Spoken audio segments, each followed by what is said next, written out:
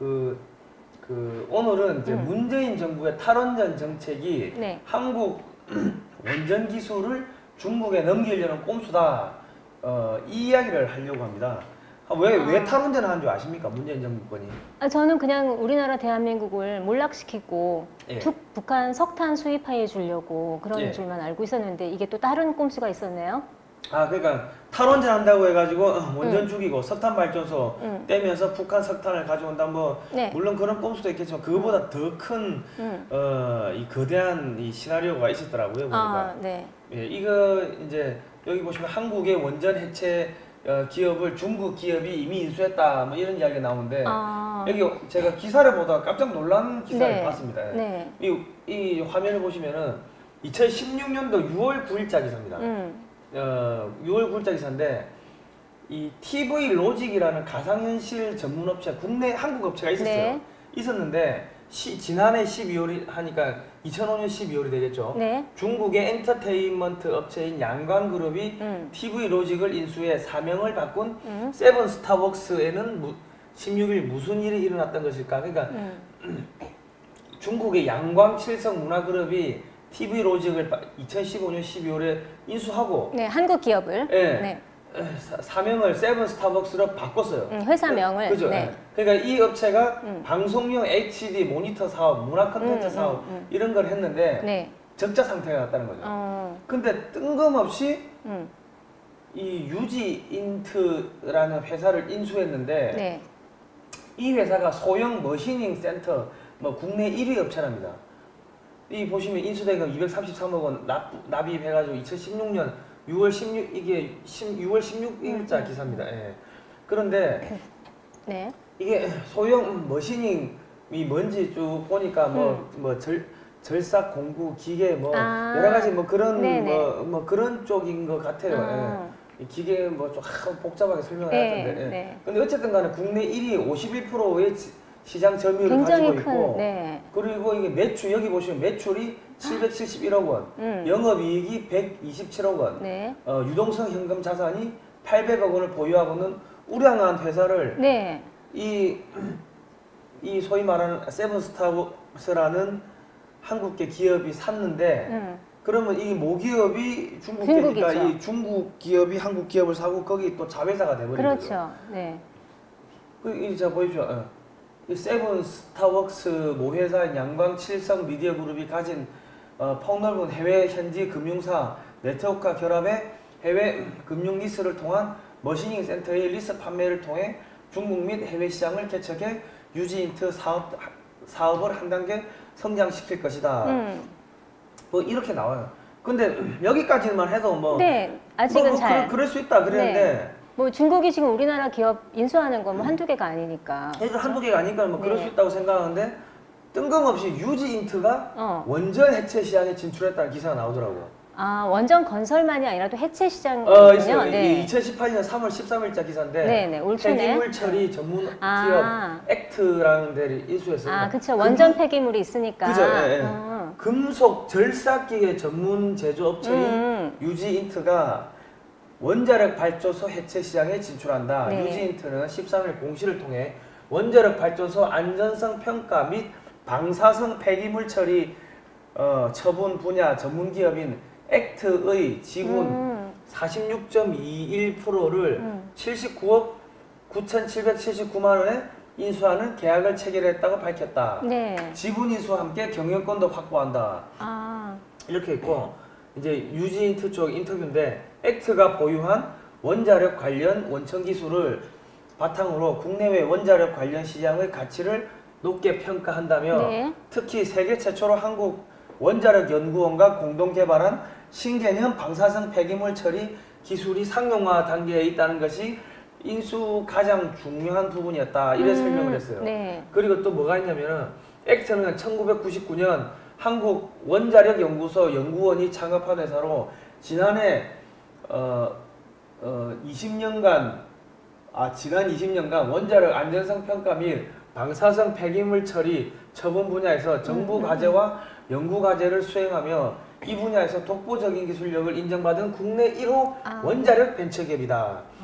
방사성 폐기물 처리 관련 특허와 복합 제염 장치 기술은 2017년 6월 19일 연구 정지된 고리 1호기 해체에 바로 적용될 수 있는 특허 기술로 평가받고 있다는 게 시장의 평가다. 유지인트는 이번 지분 인수를 통해 440조 원 규모로 추정되는 전 세계 원전 해체 시장에 본격 진출하고 향후 공격적이고 지속적인 투자를 진행할 계획이라고 전했다. 결국 지금 이 기술이 전부 다 중국으로 넘어간다는 얘기잖아요.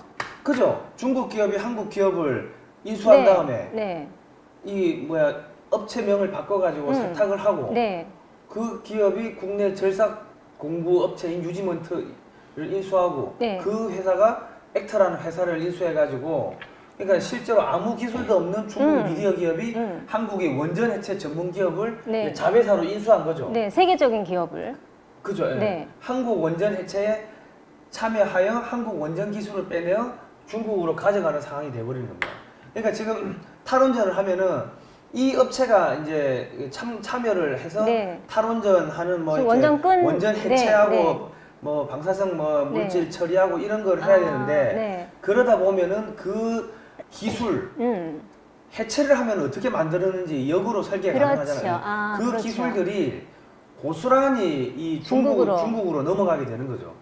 그러니까 또 440조 원전 해체 시장에 한국 기업을 앞세워 중국이 진출하는데 지금 예를 들어서 중국이 이제 그 원전을 많이 짓고 있습니다. 많이 짓고 네, 있는데 네. 중국은 아직까지 기술력이 부족합니다. 네. 그렇기 때문에 중국 기업들이 소위 말하는 440조가 되는 원전 해체 시장에 진출한다는 것은 불가능하죠. 그렇죠. 네. 불가능한데 한국 기업을 인수하고 인수함으로써. 한국의 원자력 해체 기술을 갖고 있는 기업체를 네. 인수하고 한국이 일본보다 이 미국의 원자력 그 협회 그 평가 기준에 따르면 일본보다 네, 한국의 원전 기술이 2단계가 높다 하더라고요. 네.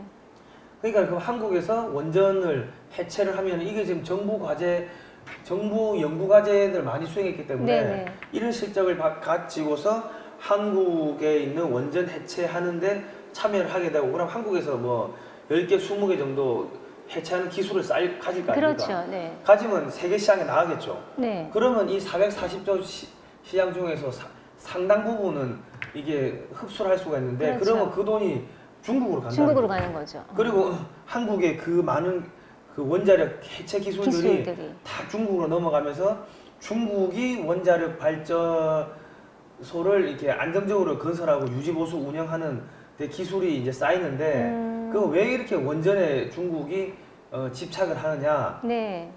지금 1대1로라 해가지고 지금 중동에서 에너지를 수입해 오는 게 바닷길도 미국에 의해 막혀버렸고 네. 그 인도 태평양 전략 때문에 막혀버렸고 지금 육상 루트로 해가지고 뭐 네. 이란 쪽으로 이렇게 가고 뭐 카자흐스탄 쪽으로 이렇게 흘러가고 하는 그런 육상 루트도 미국의 방해 공작으로 그렇죠. 카자흐스탄이 친미화되니까는 네. 막혀버렸고 이란도 제재가 들어가니까 지금 다 끊겨버렸습니다. 네. 그러니까 에너지를 수급이 불가능한데 원전으로 대체를 하면은 에너지 수급이 이제 가능해지겠죠. 네. 원전을 많이 지으면은. 그러니까 지금 중국이 자동차 산업을 전기 자동차 산업으로 지금 급속하게 바꾸고 있는데 그 원전을 건설해가지고 전기가 남아돌면은 그거 가지고 이 자동차 석유 안 쓰겠다는 이야기죠. 그거를 하기 위해 가지고 지금 이런 여러 가지 단계 꼼수를 거친 겁니다. 그럼 지금 그거를 다 우리 정부에서 지금 다 후원해주고 지원해주고 밀어주고 있는 거네요. 그죠. 예, 예.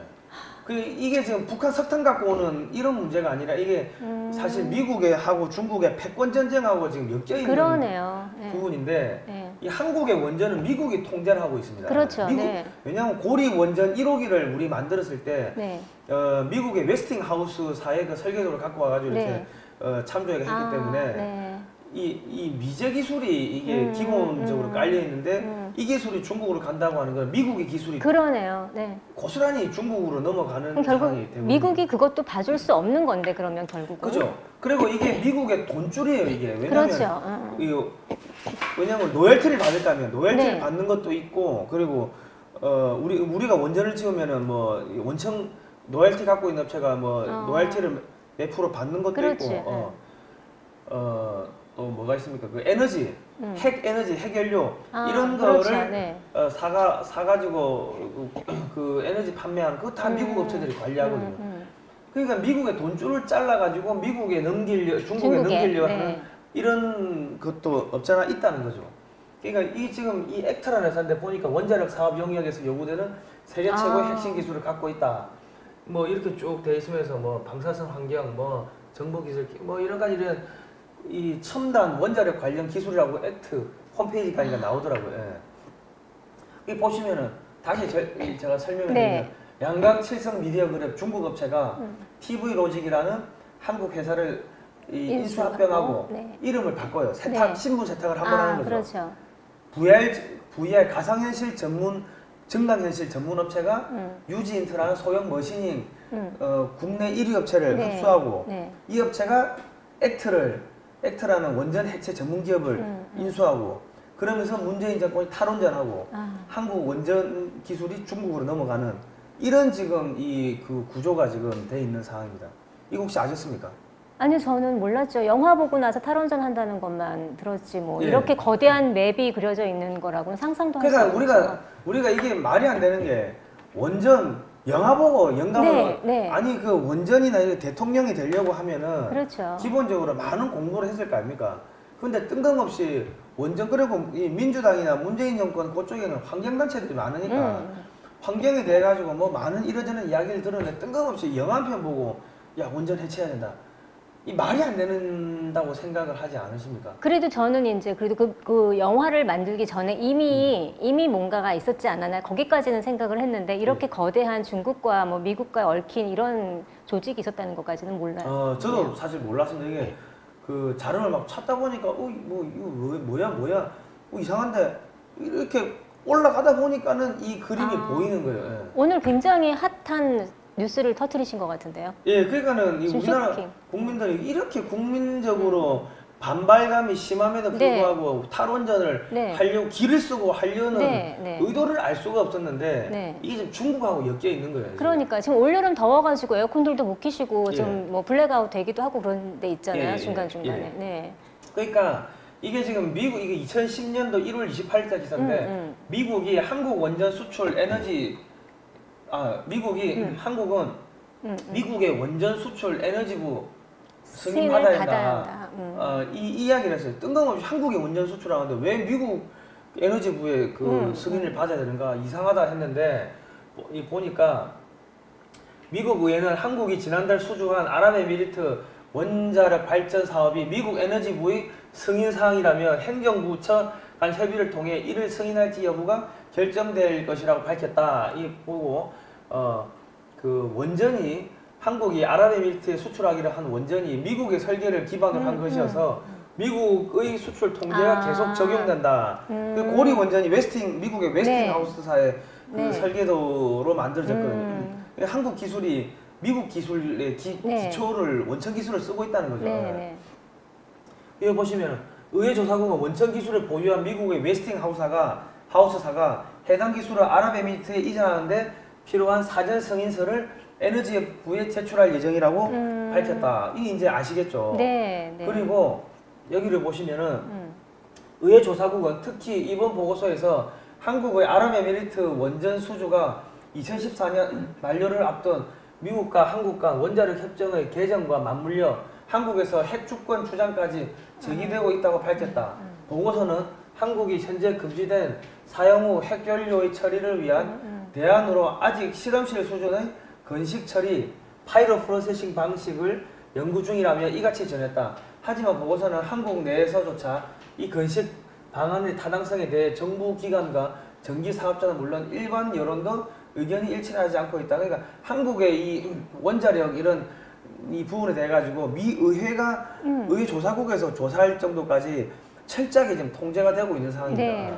그리고 여기 보시면요, 의회 조사국은 한국이 아랍에미리트에 200억 달러 규모의 원전을 수출키로 한 상태에서 미국의 웨스팅하우스사가 얻는 수익이 최소 10억 달러, 이 5%라는 거예요.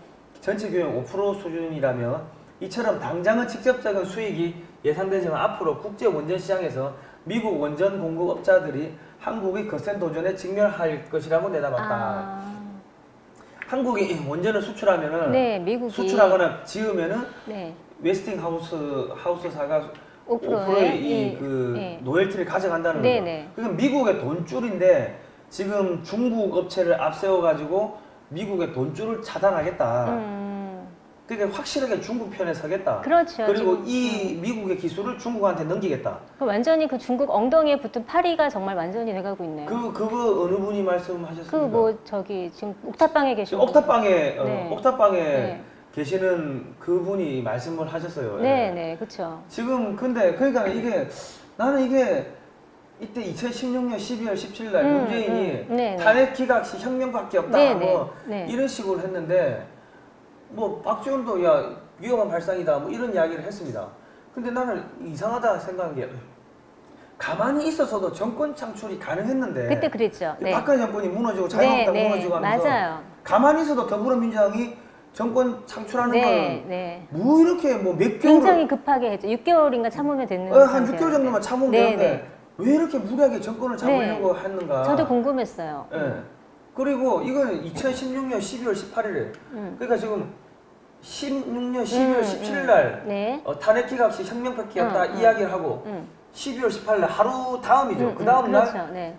뜬금없이 재난 영화 판도라 본 문재인이 탈원전 국가 된다 이런 이야기를 한 거예요. 그러니까 자기가 대통령이 되기 전에 네, 이미 이런 이야기를 한다는 거는 그 중국의 이런 그 뭡니까 거대한 프로젝트에 이미 그 예. 참여를 하고 있다고밖에는 볼 수가 없는 사안들인 거죠. 그리고 이미 영화가 이때 개봉이 됐으니까 그 전에 이미 계획이 되어 있었던 거겠죠. 그죠? 최소한 1년 전에 먼저. 그러니까 지금 계획이 짜여지고 네. 이런 영화도 그런 계획 하에 나오는 게 아닌가 그렇죠. 네. 싶은 생각이 드는 거고 네. 그거 보고 뜬금없이 영화 보고 감명받았다 네. 하면서 자기가 대통령도 아닌데 이런 이야기를 한다는 것 네, 자체는 맞습니다. 이 영화까지 거대한 빅피처 거대한 이런 포함되어 있다고 그림 안에 봐야겠죠. 포함되어 있었던 네. 선동물이 아닌가 하는 생각을 하는 거죠. 그러니까 한국의 원전 해체하면은 미국의 기술이 중국에 넘어간다 이런 것들은 네.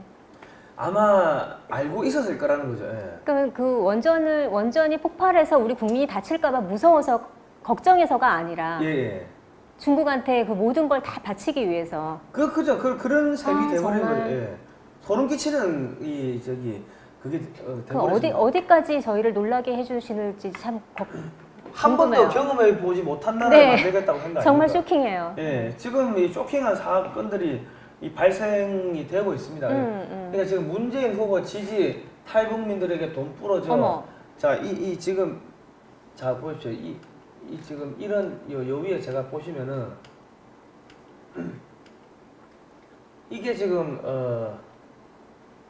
2018년 3월 13일자 기사니까 시장 진출하는 게.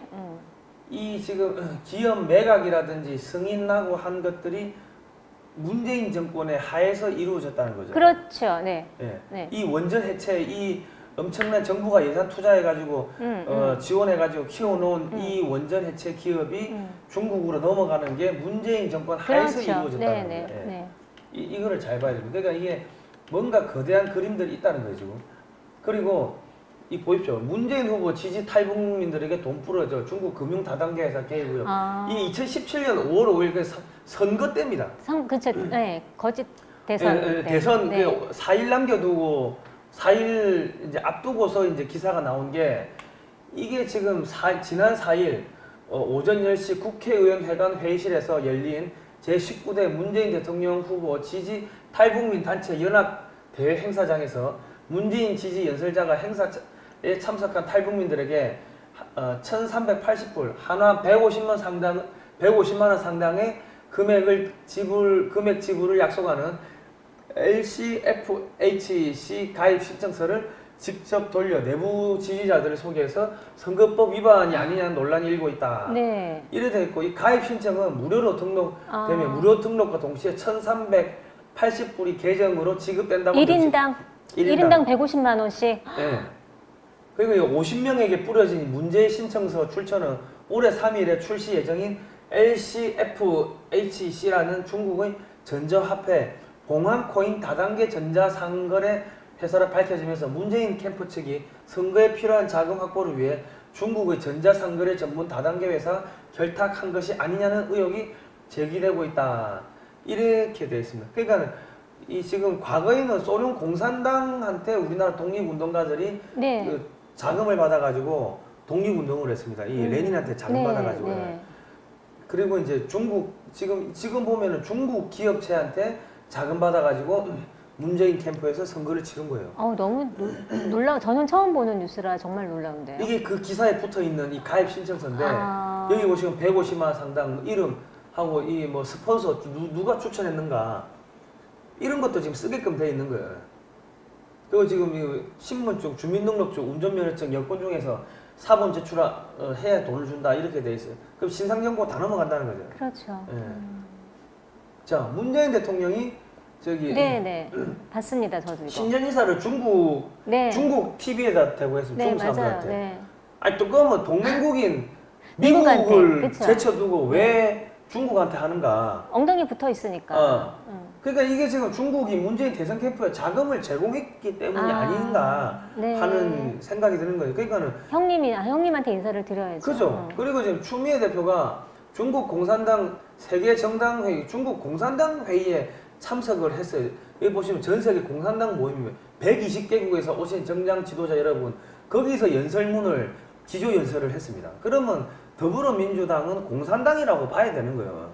아니 근데 전 세계에 공산당이 120개나 그건 아니지 않아요? 세계 120여 개국에서 오신 그러니까는 그 주체가 공산당이니까. 사회주의 정당. 예. 사회주의 정당. 사회 뭐 일본에도 사회주의 정당이 있고 그렇죠. 뭐 하니까 네네. 다 이렇게 오는 거죠.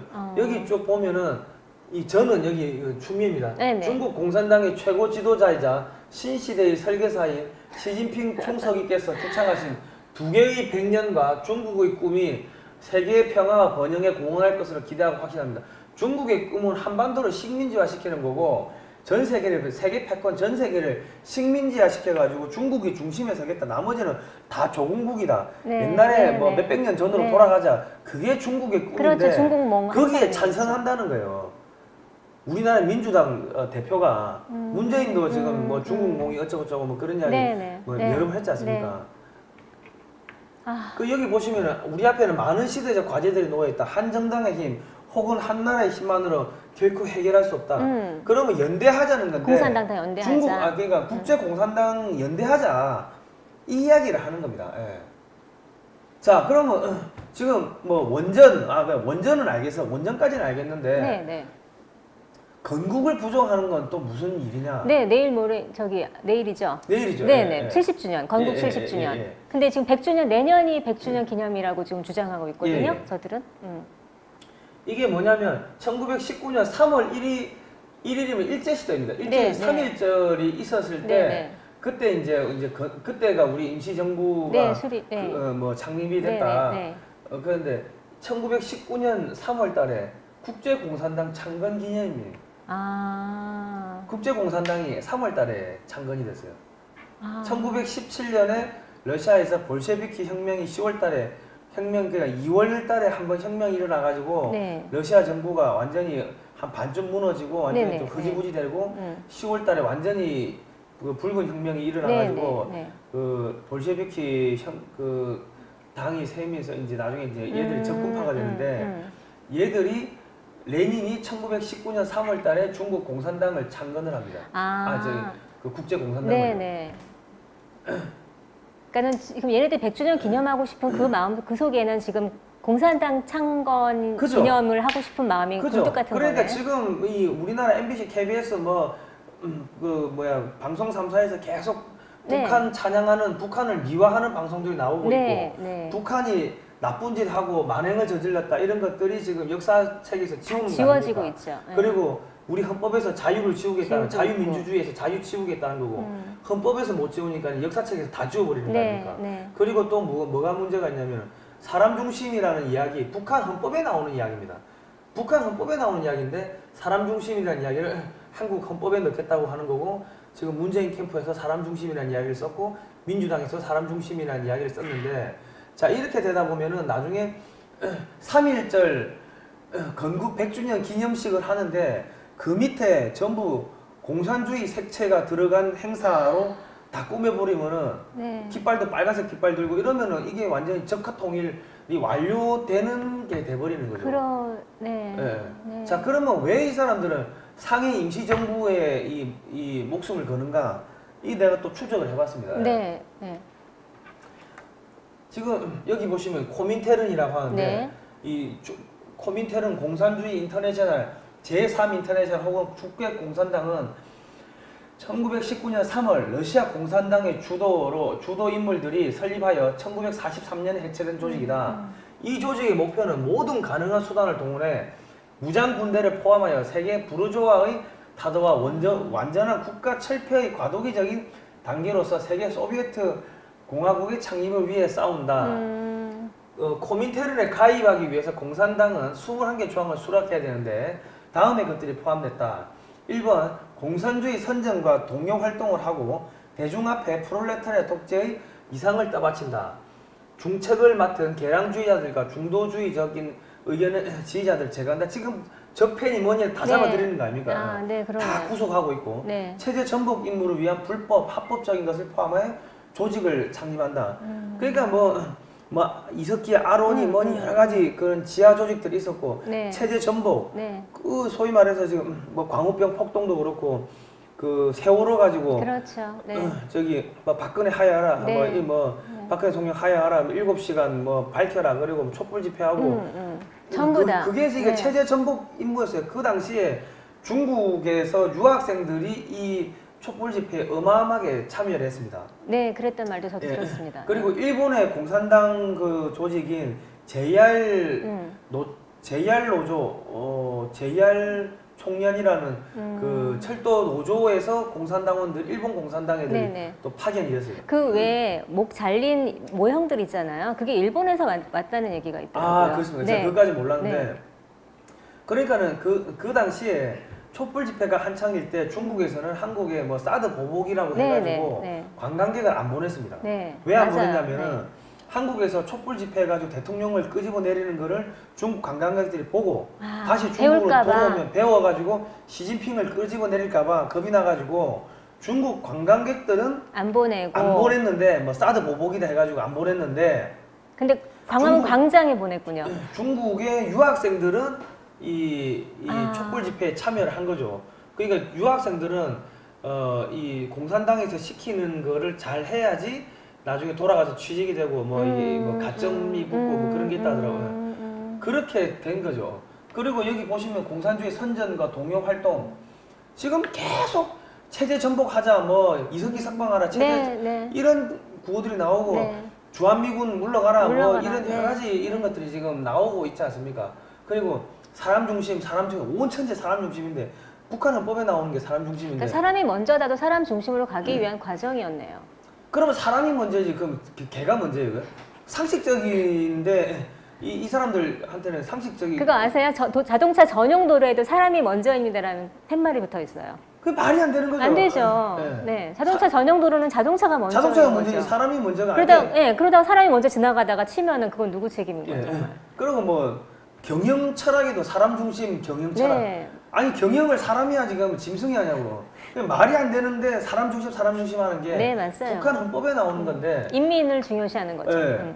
근데 이제 우리가 이게 보니까 1차 국제공산당 자금 사건이라는 게 있더라고요. 이게 뭔가 보니까 상해 임시정부가 이 독립운동을 했다고 했는데 이 도대체 이 양반들 독립운동을 어떻게 했는지, 얼마나 했는지 나는 조금 의구심이 많이 가더라고요. 저희도 학교에서 저 문장만 배웠지 자세하게는 못 배웠죠. 그러니까 진짜로 독립운동을 했는지 안 했는지 잘 모르겠어요. 해서 해방이 됐다고 저희는 그렇게 배웠던 거잖아요. 근데 이게 이 사람들 한 걸 보면은요, 제가 읽어드릴게요. 국제공산당은 일본 제국주의의 한간을 한민족을 도우려 하였고, 국제공산당은 한인 독립운동의 200만 루블을 원조하기로 결정하였다. 그러나 1922년 레닌이 지원한 자금 중 이동휘는 그겁니다. 상해 임시정부의 국무총리였습니다. 이동휘, 한형건 등과 함께 60만 루블만을 받아가지고 와서 사용하였다.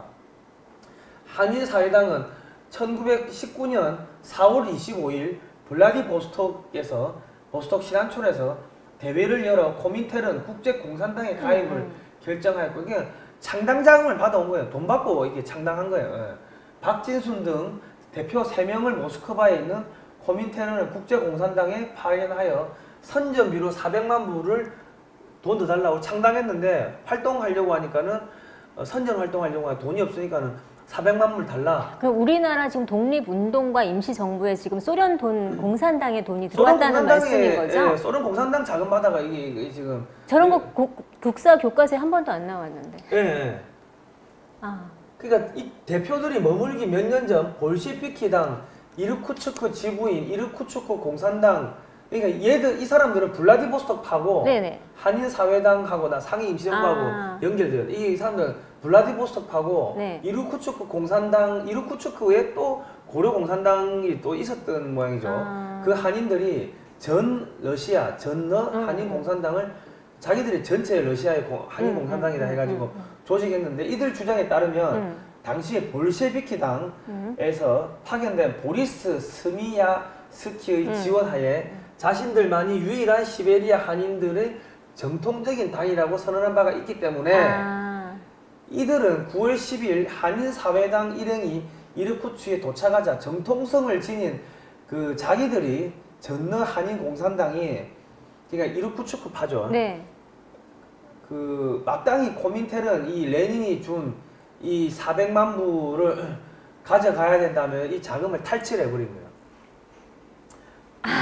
그러니까 레닌이 400만 불 레닌이 200만 불 주니까 그 중에 60만 불 가지고 창당 자금으로 쓰고 이 블라디보스톡에서 한인 사회당이 만들어지면서 국제공산당에 가입을 하고 네. 야 우리 선전선동비가 부족하니까 레닌한테 가서 400만 루블 더 달라 해가지고 받아왔는데 받아오다가 이게 블라디보스톡 모스크바에서 블라디보스톡까지 오르면은 지금도 한 일주일 이상 기차를 타야 되는데 그렇죠. 네. 그때는 뭐 일주 한 달 가까이 이 기차를 타야 되니까 이르쿠츠크에 도착을 하니까 그거를 알고 있는 이르쿠츠크 공산당들이 뭔 소리 하는 거야. 우리가 먼저 러시아 전체 공산당이라고 선언 받았고 그쪽 당에서 레닌 밑에 똘마니가 나와가지고 우리 인정해줬고 그러면 우리가 적통이네. 돈 내놔 해가지고 돈 뺏어가는 거죠. 그럼 이 과정에서 사람이 죽었다 안 죽었다 이런 기사는 없는데 달라고 했으니까 순순히 주지는 않았겠죠. 그랬겠죠. 그럼 뭐 암살을 했든지 뭐 이런 게 벌어지지 않았는가 하고 우리가 거기는 추정을 해요. 네. 근데 뭐 그런 기록은 없더라고 보니까. 자, 당시 상해 대한민국 임시정부 국무총리이자 고려공산당이었던 이동희는 그해 11월에 이 소식을 듣고 다시 박진순을 모스크바에 파견하여 이르쿠츠크파 자금 탈취 횡포를 규탄했고 한인사회당을 끝까지 지원해달라는 내용의 탄원서를 보냈는데 이 탄원서에는 상해 임시정부는 실질적으로 한인사회당이 정부이며 한인사회당은 공산주의 운동을 위하여 심신을 바치겠다는 내용의 서약서를 보냈고 한인사회당은 유일한 조선사회주의 당으로 인정받아 활발한 활동을 하게 되었다. 그러니까 상해 임시정부 국무총리가 우리는 공산당 활동을 하니까는 이 블라디보스톡에 있었던 한인사회당을 밀어주세요. 이렇게 이 레닌한테 편지를 보낸 거예요. 그러니까 우리 상해 임시정부는 지금까지 공산주의에 기반한 그죠? 조직이란 얘기잖아요. 대한민국, 그죠? 자유 대한민국이 아니라. 그죠? 그럼 지금 임시상해 정부를 인정한다는 건 우리나라는 자유 대한민국이 아니라 그죠? 북한, 그러니까 공산주의로 시작했습니다라고 선언하는 거고 그죠? 인정하는 거네요. 그걸 하고자 하는 거죠. 저 입이 지금 안 다물어져요. 그러니까 지금 뭐 임시정부를 이제 뭐 임정을 중소시하게 되면은 상해나 중국 쪽에다가 여러 가지 거점 시설물도 만들고 독립운동가들 뭐 시설물 조형물 만들고 우리나라 학생들 거의 참배하게 하고 그렇죠. 하는데 그 사람들이 그 소련 돈 받고 레닌 자금 받고 공산주의 활동을 했던 사람들이기 때문에 자연스럽게 공산주의화 혹은 사회주의 인물로 성장하게 되는 거죠. 그 배경을 통째로 이 지금 중국으로 옮기려고 지금 이 상해 임시정부를 지금 계속 띄우는 작업을 하고 있는 겁니다. 그러면서 이 지금 아까 중국한테 그 이 착수금 받았지 않습니까? 네, 대선 캠프 때. 네, 네. 그러면은 이런 대통령이 되고 나서 이 원자력 발전 이거를 기술을 갖다가 중국에 넘기고 나면은 네. 그러면 이 착수를 했으면은 나중에 미수금을 받아야 될 거 아닙니까? 그렇죠. 엄청나게 많은 뭐 몇 조든지 몇십 조든지 받으면은 자기들은 어차피 무정부주의자니까 네. 애들 다 우리 국내 애들 학생들 공부 안 시키고 역사 공부 안 시키고 지리 교육 안 시키고 세계사 교육 안 시켜가지고 완전히 깡통 머저리 바보로 만들어 놓고 네. 자기들은 그 자금 가지고 이 국민들을 영원히 통치하겠다. 자기들은 무정부주의자니까 중국으로 가든지 아니면은 미국으로 가든지 뭐 자기 자식들은 다 미국 가 있잖아요. 그렇죠. 네. 이런 식으로 하겠다는 게 이 사람들의 지금 목적인 거죠, 지금. 아니 의심은 있었는데 너무 확실하게 네. 보여주시니까 정말. 그러니까 제가 다시 한번 정리를 네, 쭉 해드릴게요. 네. 1차 국제공산당 자금 사건이 1919년 3월에 국제공산당이 창당한 블라디보스톡입니다. 네. 레닌이 60만 루블 한인 독립 자금을 기증을 해요. 200만 불 중에 60, 왜 다 못 들고 오니까 60만 불만 들고 오는 거예요. 아. 사람이 들고 올 수 있는 게 한계가 있습니다. 그때는 인터넷 뱅킹이 안 되니까. 1919년 4월 25일에 한인 사회 국제공산당이 1919년 3일에 3월달에 창당되고 19년 4월 25일에 한인 사회당이 국제공산당에 가입을 하고 네네. 돈 받고 가입한 네, 거죠. 네, 네. 그리고 한인 사회당이 모스크바에 3명 급파해서 돈을? 400만 불 더 달라. 그렇지. 예. 처음에는 착수금 받고 네. 야 이제 뭐 미수금 줘야지 뭐 이런 식으로 한 거예요. 근데 이루쿠츠크바 공산당 내 전너 한인 공산당이 정통성 주장하면서 400만 불 탈취하니까 상해 임시정부 국무총리였던 이 고려 공산당 그러니까는 이 블라디보스톡의 한인 사회당 쪽하고 연결이 된 이 이동규가 박순진을 모스크바에 급파를 해서 이루쿠츠크파를 자금 탈취를 비난하고 한인 사회당을 지지해달라는 탄원서를 보내는데 그 내용에 상해 임시정부는 실질적으로 한인 사회당 정부이며 한인 사회당은 공산주의 운동을 위하여 심신을 바치겠다고 그런 서약서가 들어가 있다는 거죠. 이 서약서가 사실 공개되어 있는 거죠 지금 우리가 다 그러니까 볼 수- 지금 네. 여기 인터넷에 가서 보면 다 나와요. 한인 사회당이 유일한 조선사회주의당으로 인정받고 소련으로부터 이 블라디보스톡 애들이 그 인정을 받고 활동을 했다는 거죠. 자, 그런데 이게 1차만 있었던 게 아니고 2차가 또 있어요. 이동희는 이듬해 1920년 1월 하순에 자신의 측근 한형건을 모스크바에 파견하였고 한형건은 1922년 겨울까지 모스크바에 머물러 레닌과 비밀협정을 성취시켜 볼셰피키 정부로부터 금화 200만 루블을 새롭게 지원받는다. 1920년 10월 그는 이중 60만 루블을 우선 제공받지만 그 상해까지 운반하기 힘들었기 때문에 20만 루블은 모스크바에 맡기고 40만 루블만 상해로 가지고 왔다. 상해로 가는 도중에 시타에서 왜냐면 모스크바가 이쪽에 있고 상해가 여기 있으면 이렇게 기차를 타고 가야 되는데 이 중간에 치타 공화국을 해가지고 치타라는 이 지역이 있었어요. 네네. 거기에서 한인 사회당 대표로 코민테른에 파견되어 네. 가는 그러니까 블라디보스톡에서 가다가 네네. 치타에서 만난 거예요. 둘이 김립 네. 김립하고 만나서 네. 야 이래 너 어디 갔다 오니 하니까 나 그 가서 돈 받아왔어. 뭐 내 지금 20만 루블 40만 루블 상해를 갖고 가고 있어.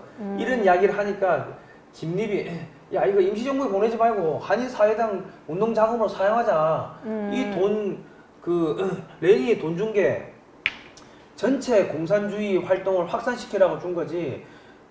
상해 임시정부만 쓰라고 준 건 아니지 않냐. 뭐 이래저래 이야기를 하니까는 네. 그래 그 말 맞는 것 같은데. 이래가지고 한인 사회당 운동 자금으로 사용할 것으로 협의를 했어요. 네. 그래가지고 이 지금 12월 달에 이제 이 김립이 이 돈을 받아가 쓰다가 좀 남은 거를 상해로 가지고 왔는데 이 코민테른 자금은 많은 좌파 운동가들 독립 자금으로 사용되었지만 이 자금의 소지를 가지고서 둘러싸고 상해 임시정부와 한인 사회당 사이에서 알력이 발생한다 이래 되어 있습니다. 예. 네, 돈이 있으니까 또 안 싸울 수 없죠 네. 이 사람들. 그러니까 레닌이 지원한 자금을 내놓지 않고 한인 사회당 등 한중일 좌파 혁명가들이 사업비로 쓰게 했는데 레닌 자금을 한중일 좌파 혁명가들의 독립운동과 혁명운동에 사용하고 상하이 임시정부에는 내주지 않자 돈을 안 줬다는 거예요.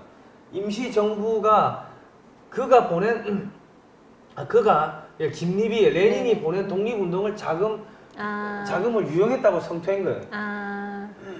그러니까 상해 임시정부도 레닌의 자금에 절대적으로 의존을 했다는 거예요. 그랬네요. 네. 근데 그것이 이제 괘씸하니까 김립 김립이 이제 독립자금을 운영했다고 지금 이제 얘기가 된 거죠. 돈 빼먹었다 이런 식으로 지금 네. 이야기를 한 거. 네, 네. 그 임시정부 관계자는 이동희에게 그 자금 관계에 대한 경과 보고를 요구했는데 이동희가 이에 응하지 않고 김립이 코민텔 일부 자금을 개인적으로 사용했다는 소문이 퍼지자 2011년 1월 이동희, 김립, 한영권 등 한일사회당 대표회를 소집하여 자금 분쟁과 관련된 최종적 태도를 확정하고 마침내 이동희는 국무총리직을 사임하였다.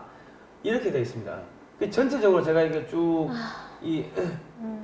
이 순서를 보여드리면 상임 임시정부 총리, 국무총리 이동희 1921년 1월에 모스크바 한영권 급파 22년에 레닌에게 200만 불 지원 약속을 받고 우선 60만 불 루블 중 40만 루블을 상해로 이송하다가 한치타에서 한인사회당 김립과 만나가지고 이 돈을 임시정부에 보내지 않고 한인사회당 자금으로 사용하면서 다른 공산주의자, 사회주의자 운동하는 사람들한테 뭐 네. 중국, 뭐 일본 이런 사람들한테 뿌렸다는 거죠. 그러니까 그렇죠. 자기들이 소위 말해서 세력 과시를 그랬네요. 하는 상황이 돼버리니까 김립이 갖고 온 돈으로 한중일 좌파 운동가들 이제 키웠다는 거죠. 상위 임시정부를 안 주고 그러니까 벌써부터 이제 딴주문이 차기 시작한 그렇죠. 거예요. 네. 독립 자금을 안 쓰고 상위 임시정부가 김립이 레닌 자금을 유용한다고 성토하고 이동희에게 해명을 요구하니까 1921년 1월 이동희, 김립, 한영권은 한인사회당을 소집하고 이동희가 상위 임시정부 국무총리직에 사임했다. 책임을 지고 결국 소련이 준 자금 가지고 자기들끼리 치고받고 싸우고 돈 빼돌려가서 세력 과시하고 삐지다고 있었던 거예요. 상위 임시정부에서. 진짜. 어떻게 해야 돼요? 웃어야 돼요? 울어야 돼요? 자, 이런데 지금 상위 임시정부를 대한민국의 이 건국의 시발점으로 보고 네. 헌법의 적통으로 본다. 이거는 공산주의 혁명을 완수하겠다는 그렇죠. 뜻밖에 안 되는 거죠. 대한민국은 공산주의 국가다라고 그 1919년 3월 달에 3월 1일 날 3.1절이 일어나고 그때부터 이제 대한민국의 임시정부가 이제 수립이 된다고 하니까는 1919년 3월 달에 국제공산당이 또 창건이 되지 않습니까? 네. 그러니까는 그래 되면은 국제공산 3.1절 뭐 운동 임시정부 건국 100주년 행사한다고 하면서 국제공산당 행사를 다른 쪽에서 같이 이렇게 하면서 뭉쳐버리면은 그러면 국제공산당 대한민국은 국제공산당의 이런 그 바운더리 안에 들어가 버리는 거죠. 그러니까 그거를 하려면은 역사를 지워야 되고 북한은 착한 국가가 되니까 북한이 사람 죽이고 만행 뭐 각종 테러하고 이런 거는 역사책에서 지워버리고 자유민주주의에서 자유 빼고 북한은 인민민주주의거든요. 네, 맞습니다. 그리고 이승만, 박정희 지워버리고 그래가지고 지금 1919년 그러니까는 이 해방 이전으로 돌아가겠다.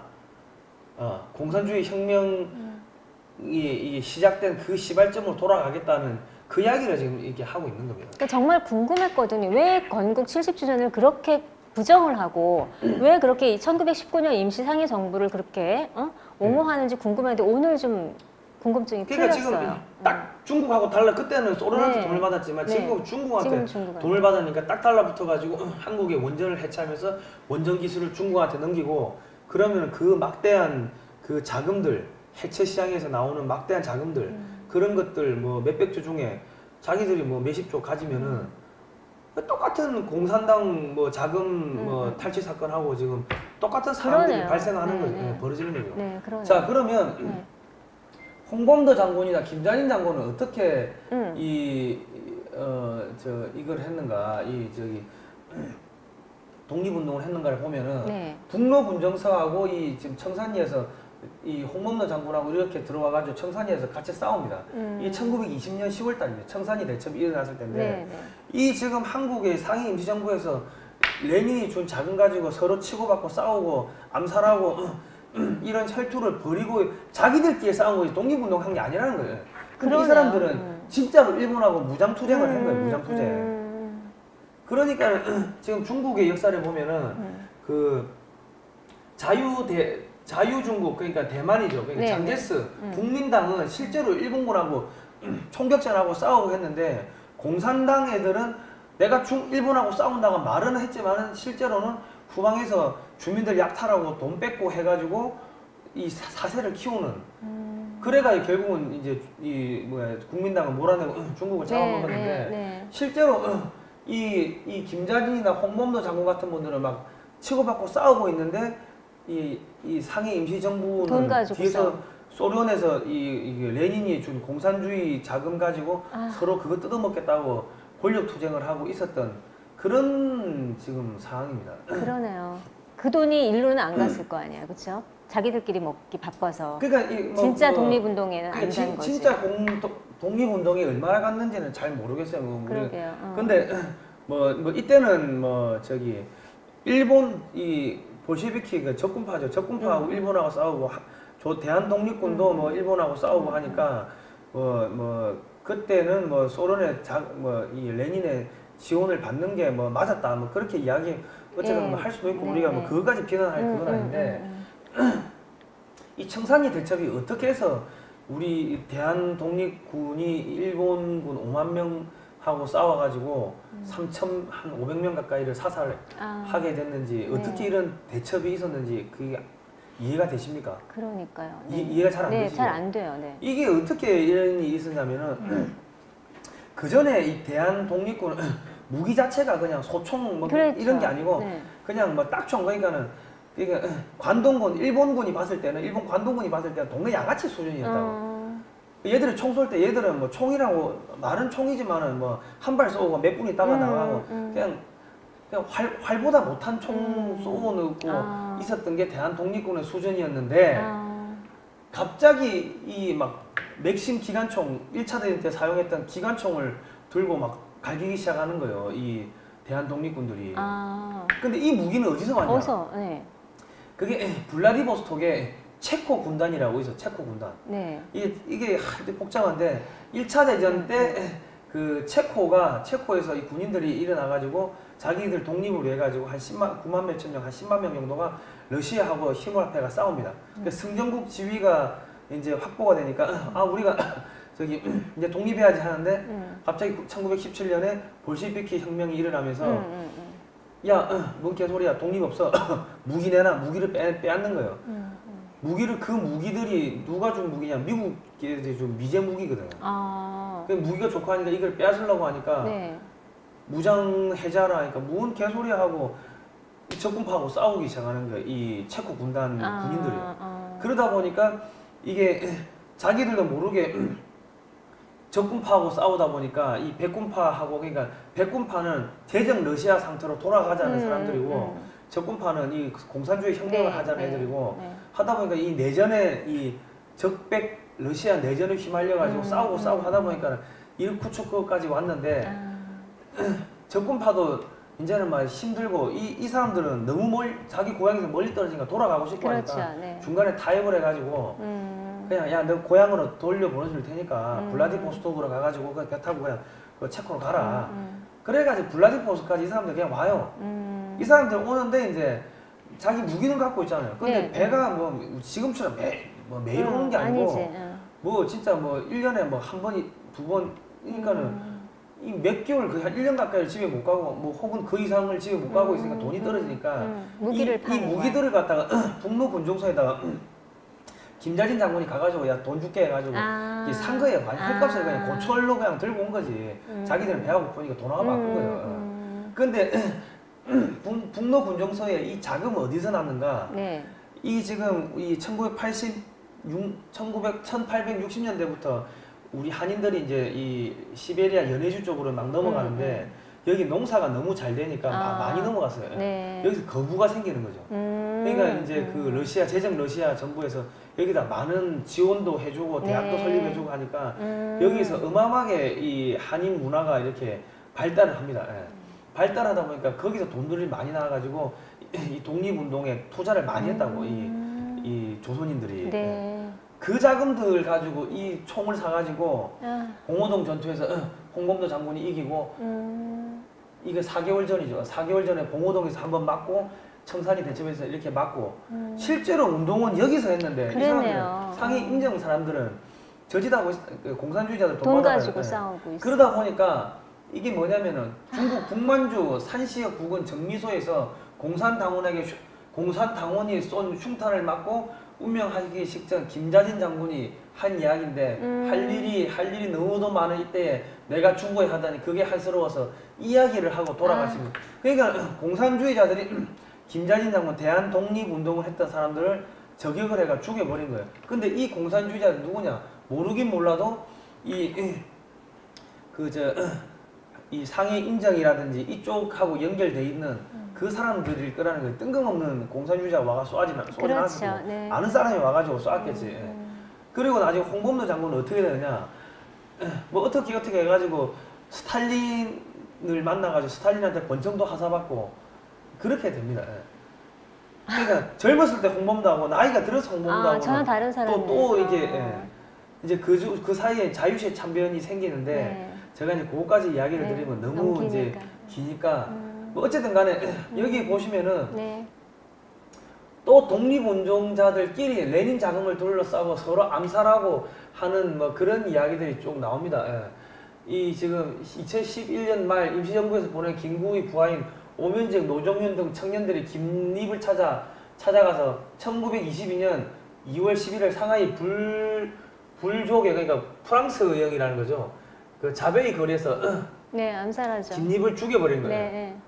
그러니까 결국 그런 김구가 네. 청부 살해인을 했다는 얘기가 되나요? 이렇게 됩니다. 그러니까 돈 때문에 자기 편 이렇게 쏴 죽이고 돈 뺏으려고 했다는 그 이야기밖에 안 되는 사람들이. 그러네요. 돈 되는 싸움이네요, 결국. 네, 이런- 결국은 돈 싸움이 되는 거예요. 이러면서 지금 뭐 다른 사람들한테는 친일이네 어쩌네 하고 지금 그죠? 오늘이 위안부 기념의 날이든가 그러던데요. 달력 보니까. 그러니까는 이 사람들 네.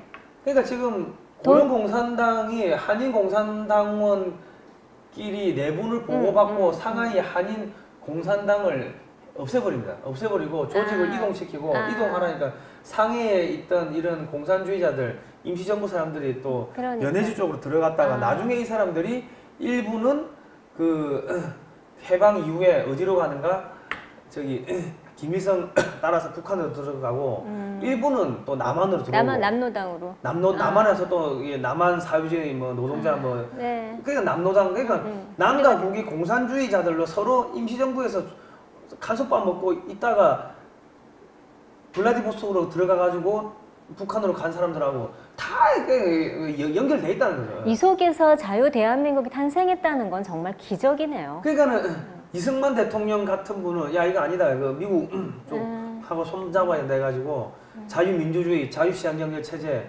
이거를 딱 해버리고 채택을 하고 미국하고 한미 상호방위 조약을 맺고 미국한테 야 2억 불 내놔 우리가 소련 남하는 거 막아줄게. 네. 2억 불 달라. 그리고 무상원조 2억 불 하고 20개 군단을 무장할 수 있는 무기를 달라 해가지고 다 받아낸다고. 그 단 한 사람의 한 사람의, 예. 정말.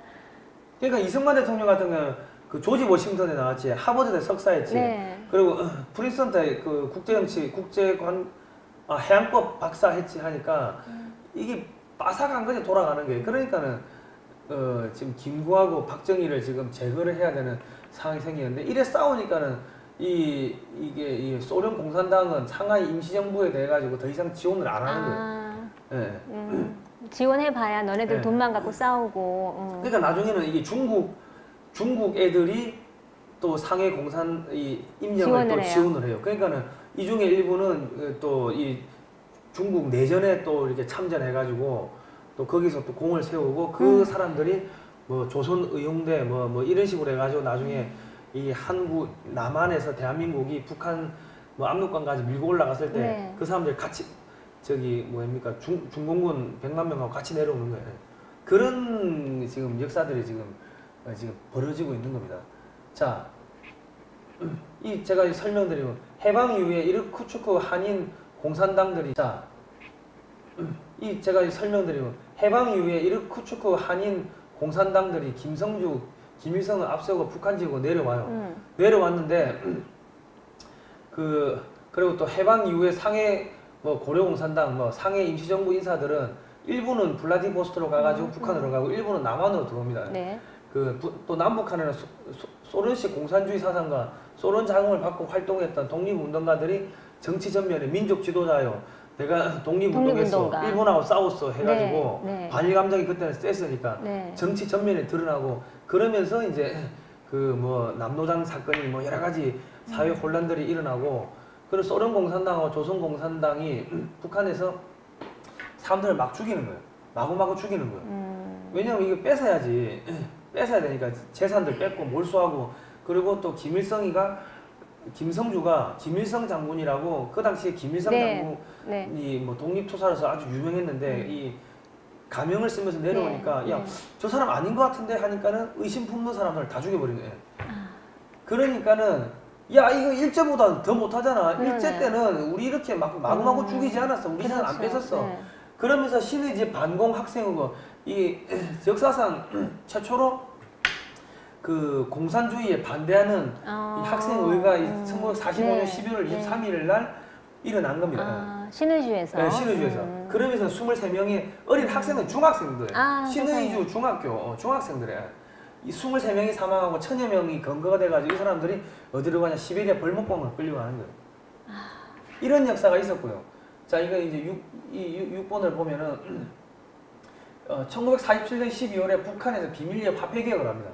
그 전까지 45년에 해방되고 나가지고 조선은행권을 남북한이 공동으로 썼는데 47년 12월달에 비밀리에 화폐 개혁을 하면서 그 폐기된 국권을 갖다가 누구한테 주냐면 남한의 어선으로 싣고 와가지고 간첩 성시배기한테 주는데 이 간첩 성시배기가 남한의 언론사 10개를 설립하고 대남 선전 선동을 남한에서 하는 거예요.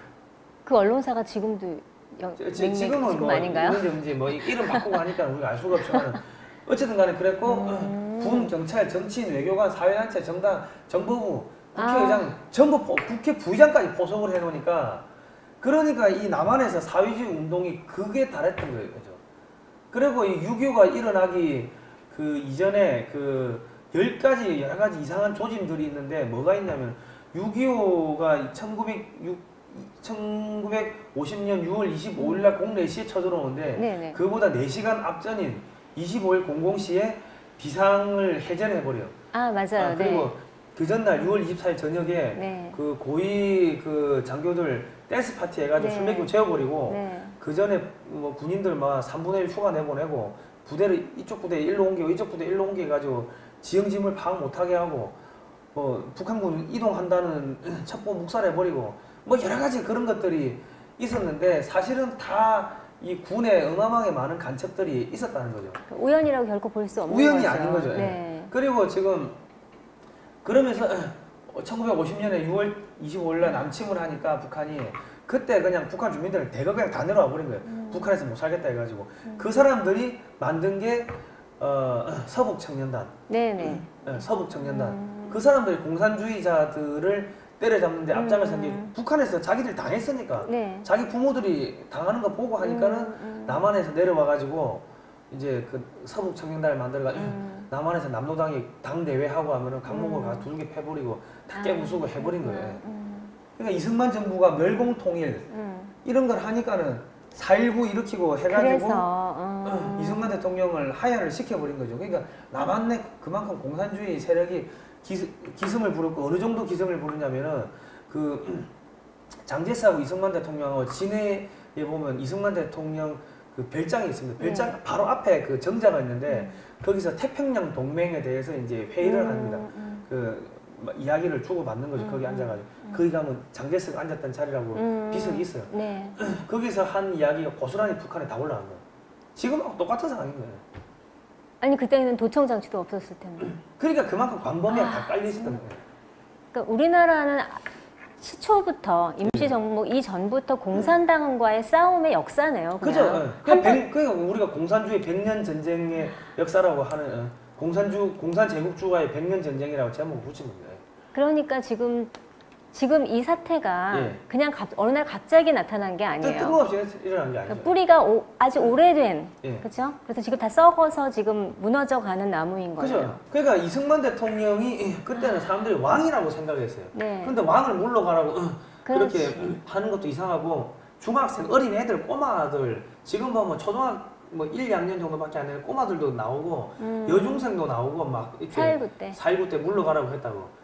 이게 말이 안 되는 게 선동이 없었으면 왜냐하면 민주주의라는 게 자유민주주의라는 게 그거를 갖다 준 게 이승만 대통령입니다. 그리고 일제시대 때 식민지 거쳤고 그 전에는 조선시대 그렇죠. 수탈이 있었고 네, 수탈 네. 조선시대 때 사람 막 죽였다고 네, 네. 그 일제시대 때 또 뭐 이 사람들 말에 의하면 사람들 막 죽였다며 그런데 그 뭐 민주주의를 갖고 온 사람 보고 물러가라고 그렇죠. 들고 일어나고 네. 한다는 게 말이 안 되는데 네. 결국 그때 막 보면 장갑차 위에 사람들이 올라타고 하는데 네, 네. 그때 사람들의 정서나 이런 것들을 봤을 본다면 때, 장갑차 위에 올라타고 그러지를 맞아요. 할 사람들이 아니라는 거예요.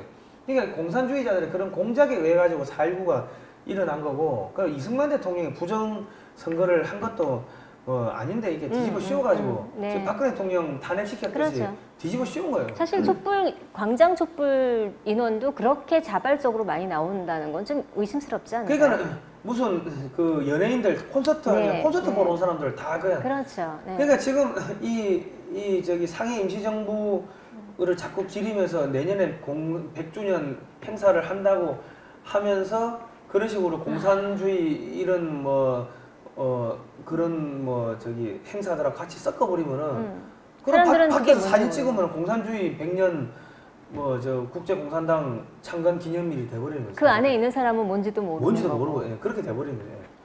그랬는데 이게 보니까 이 너무 이게 심하다 보니까는 나라가 망할 것 같다 하니까 5.16 군사혁명 박정희 그 소장이죠 일어나가지고 네, 네. 공산주의자들을 대거 숙청을 해버리고 멸공을 이 국시로 아, 네, 맞아요. 네. 이승만도 멸공 이 사람도 그러네요. 박정희도 멸공하니까 지금 이 사람들은 이 공산주의 세력들은 이승만과 박정희를 지금 제거를 해야 되는 상황이 돼버린 거죠.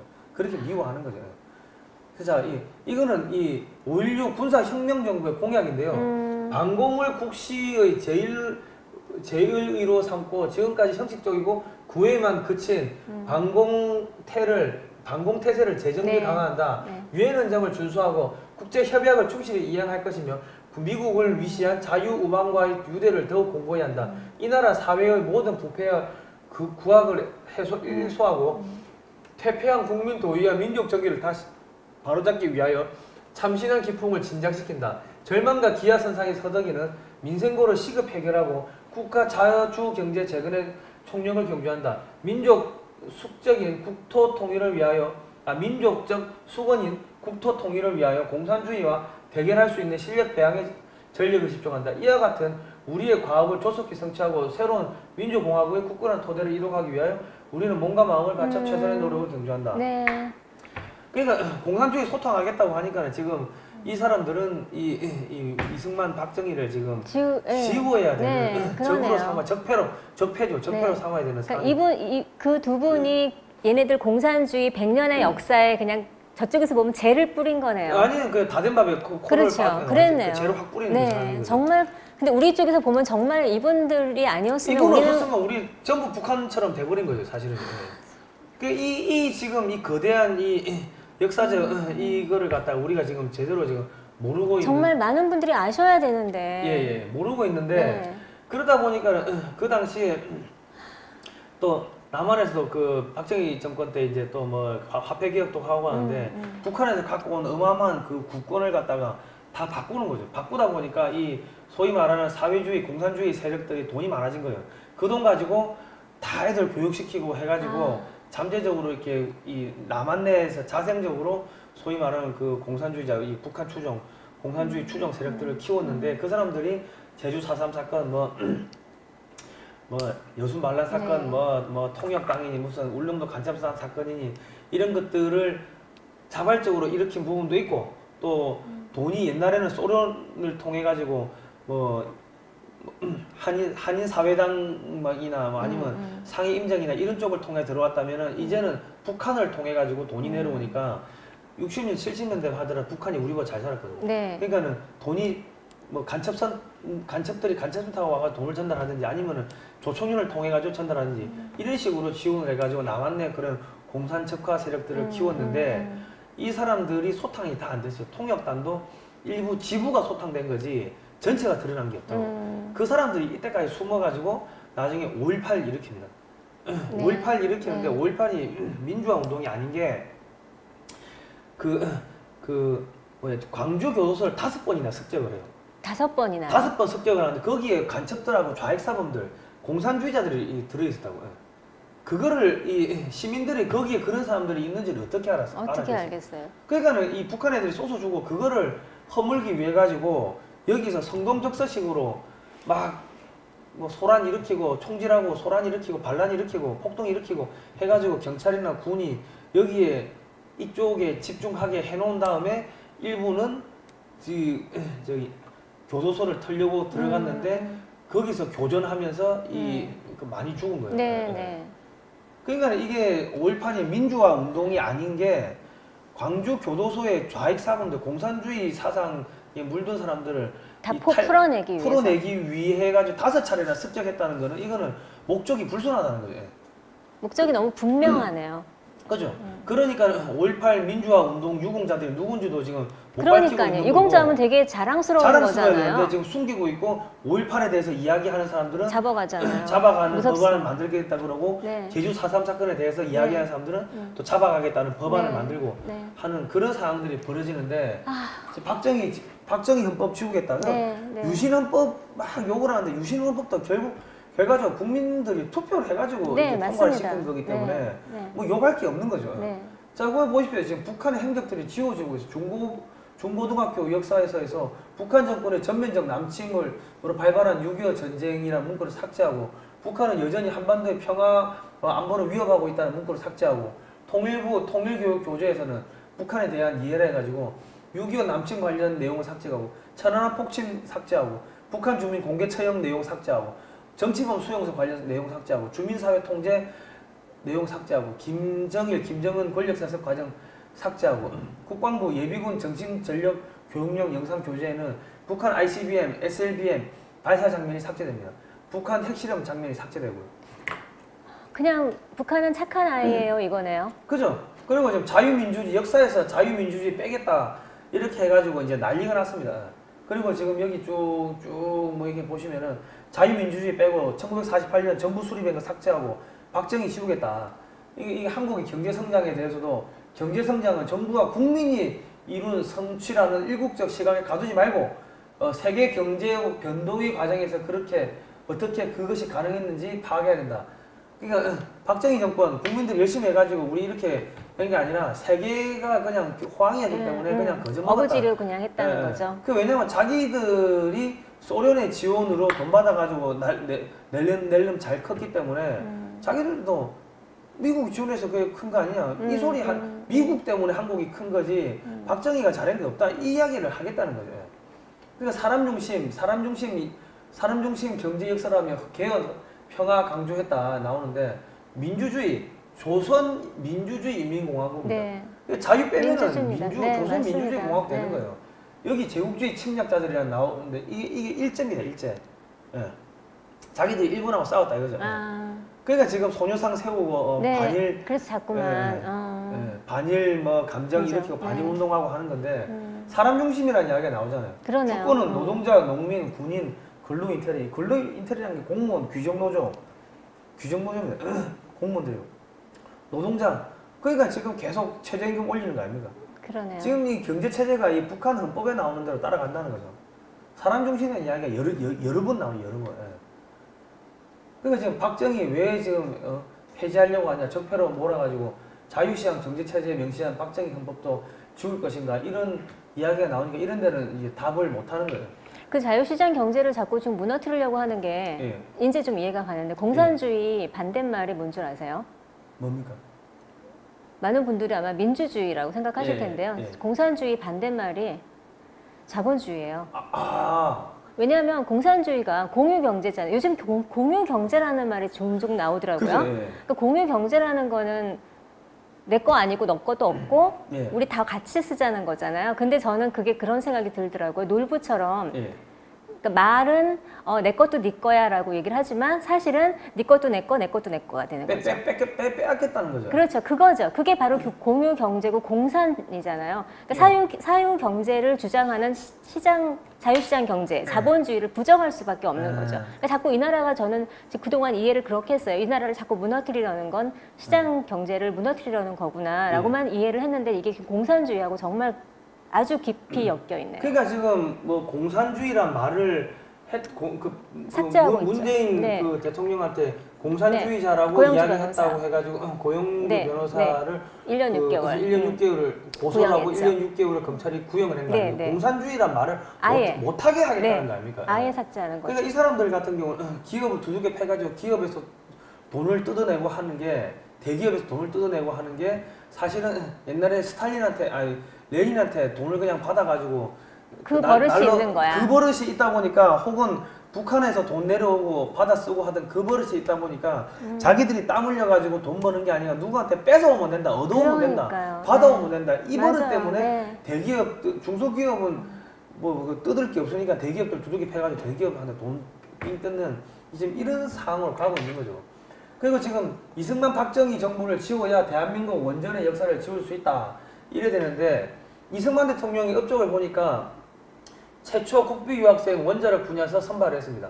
그리고 정부 조직에 원자력 학과를 신설하고요. 서울공대 원자력 학과 신설했는데 이승만 대통령께서요? 전부 이승만 대통령이 그 원자력 연구소를 신설하고 트리가 마크 2라는 이 원자 연구용 원자를 도입을 했어요. 이 원자로를 도입을 했어요.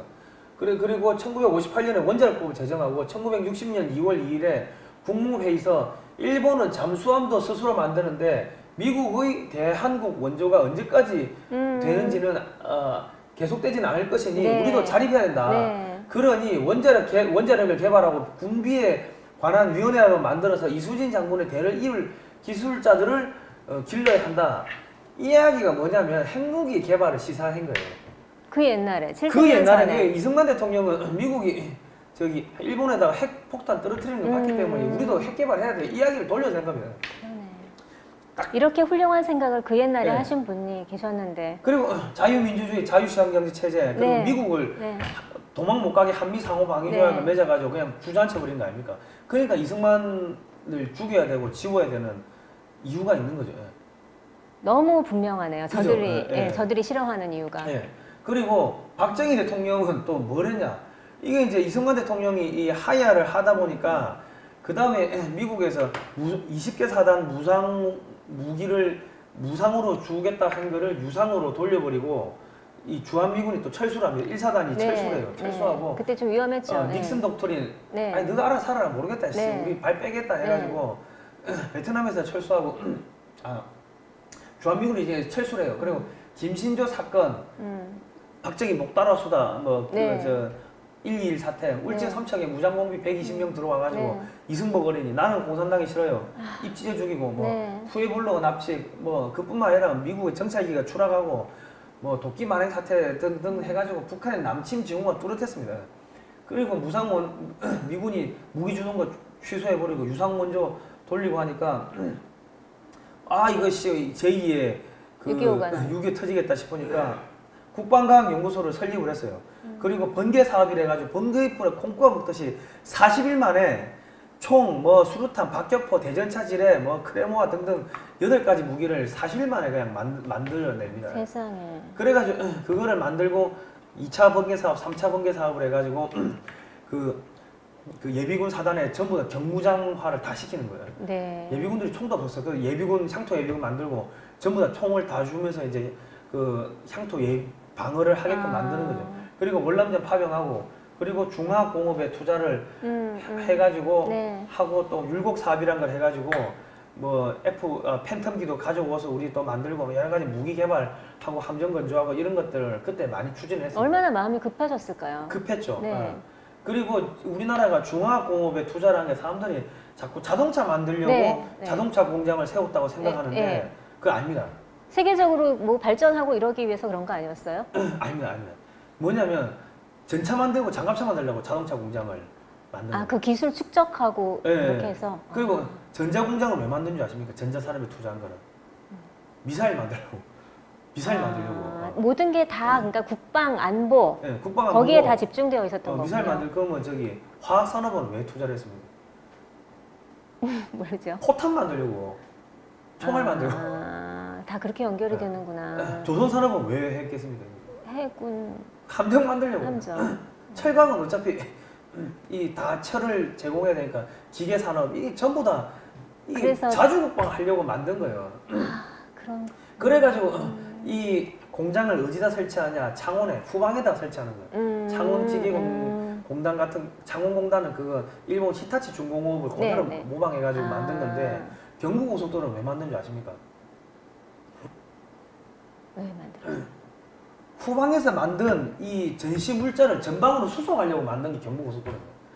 아, 거꾸로 여기네요. 저는 위에서 네. 아래로 했는데, 네. 네. 그러니까 뭐 하나가 자주국방하고 연결이 안 되는 게 없네요. 박정희 대통령 머릿속에서는. 그렇죠. 그런데 그 우리나라 지금 총 만드는 공장 어디 있는지 아세요? 저 부산에 가면 어디 공공 땡땡 산 속에 있습니다. 산이 이렇게 있으면은 북한 쪽에서 미사일을 쏘거나 포탄을 쏘면은 맞지 않게. 산 등성이에 걸려가지고 안 맞는 거야. 그러니까 낙동강 방어선까지 또 밀리는 한이 있더라도 우리 총은 만들어야겠다 싶어가지고 부산의 산 속에 밖에서 보면 안 보입니다. 나는 다 들어가봐서 알지만은 그 전문 기자니까 가서 알지만은 모른다고. 위에서 봐도 안 보인다고요. 다 그냥 페인트 칠해가지고 그냥 나무인지 그냥 안 보인다고 이게 건물인지. 그렇게 숨겨놔가지고 다 그래 만든 거예요. 그렇게 지키려던 우리 대한민국인데. 박정희를 지금 죽여야 되고 지워야 되는 이유가 있는 얼마나 거예요. 미울까 정말. 그리고 그때 당시에 공업계 고등학교를 많이 만들었어요. 네, 맞아요. 왜 만든 줄 아십니까? 이쪽에. 공장에다가 인력 사람을 지원. 보내야 되는데 사람이 없으니까 전국에 농사 짓고 다 백수고 굶어 죽고 하니까는 야 밥 줄게 옷 줄게 야 일해. 그래가지고 공부를 시켜가지고 기술자 양성을 해가지고 공장에다 사람 집어넣으려고 인력 공급하려고 그랬구나. 공업계 고등학교를 만들어가 기술 인력을 양성을 시킨 거예요. 무기 개발하려고 하다 보니까 이거 기술자가 없으니까 안 되는 거야. 그러니까 애들 유학 보내고 이승만 때 유학 보냈던 사람들이 박정희 때 돌아와가지고 많은 활동을 하는데 또 더 많은 기술자들이 필요하니까 전부 공부시키고 또 유학 보내고 그래 했던 거죠. 네. 댐은 왜 만든 줄 아십니까? 댐. 그것도 전략적으로. 아니 공업 용수를 공급해야 되는데 공업 용수를 공급을 못 하니까 네. 전기를 또 생산해야 되니까 전기가 없으니까 그렇지. 그게 동시다발적으로 진행이 된 겁니다. 그러니까 왜 예전에 그런 말 있었잖아요. 결론은 버킹검이다. 예. 그러니까 모든 결론은 자주국방. 예. 예. 그러니까는 그렇게 이렇게 해가지고 1970년대에 투자를 한 게 1980년대 3조 호황이라 해가지고 엔저 환율도 낮아지고 유가도 낮아지고 이렇게 그 호황이 만나면서 이게 대한민국 경제가 급속하게 폭발적으로 성장을 해버리고 그래서 1988년 올림픽도 하게 되고 86년 아시안게임도 하게 되고 했는데 그러면 88년 올림픽을 하니까 한국이란 이런 못 살던 나라가 짜잔하고 세계 무대에 나서니까는 이 공산권들이 그거 보고 충격받아가 야 미국 편에 붙어야겠다 싶어가지고 1990년대 공산권들이 다 무너졌죠. 다 무너져 버린 거예요. 다 무너져 버린 거예요. 다 무너지고 김일성도 충격받고 그러니까 자기들이 뭔가를 해보려고 1989년에 세계 평양 학생 축전을 하는데 그거 하고 나가지고 완전히 이 경제가 박살나가지고 300만 명이 굶어 죽는 소위 말하는 이 고난의 행군으로 들어가 버린 겁니다. 그때부터 체제 경쟁이 끝나버린 거죠. 근데 이거를 지금 다시 환원시켜 가지고 리셋 코리아 처음부터 다시 1919년 상해 임시정부 때부터 다시 시작해가지고 이거를 지금 공산화 사회주의 국가로 만들겠다. 역사를 다 조작하고 해서 100년의 역사를 지금 아름답게 포장하기 위한 과정이네요, 얘네들이. 다 조작하기 위한 그 과정이 그래 되는 거예요.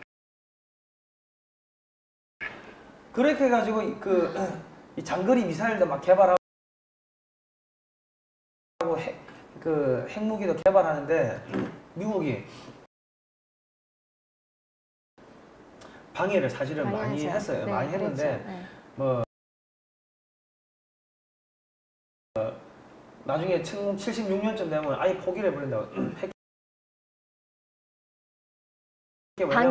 방해 우리나라가 핵 개발을 포기를 한다. 왜 포기하냐? 미국이 주한미군을 안 뺄게. 핵 개발 하지마 이런 식으로 하고 사실 기술도 안 되고 뻥카를 많이 쳤거든. 기술 10가지가 정도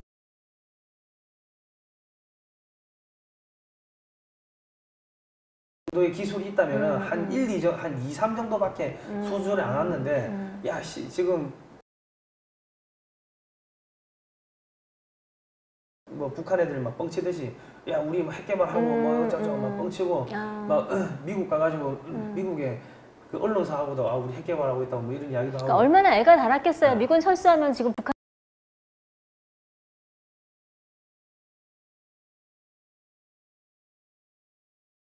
북한이 내려올 거니까. 날 좀 잡아줘 이야기를 한 거야. 그러니까 미국에서 야, 씨. 안타까워 정말. 미군 철수 안 하고 그 저기 인계철선으로 그대로 북한의 휴전선에 우리 미군 병사들이 인계철선으로 있을 테니까 위험한 장난하지 마. 그러면서 이제 또 F4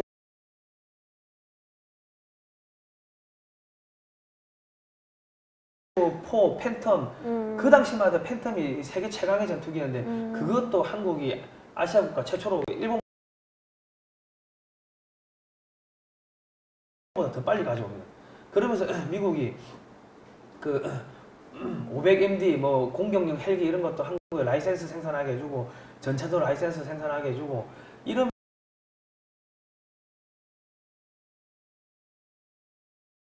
그래서 이 기술들도 들어오고 하니까는 이제 핵무기 나중에 포기해버린다고요. 그렇게 애달게 뛰고 애원하고 부탁하고 해서 이 지켜낸 대한민국 우리가 지금 너무 편안하게 살았던 거잖아요. 그죠. 네.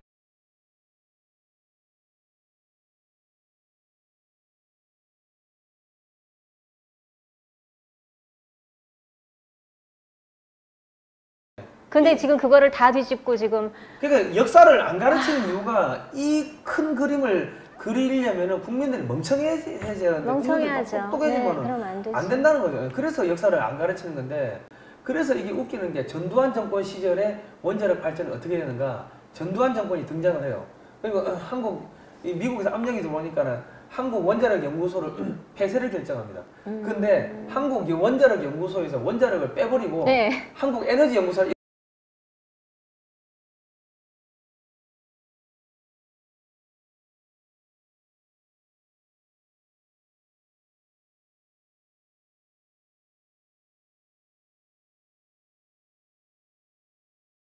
대전으로 그냥 이전시켜버려요.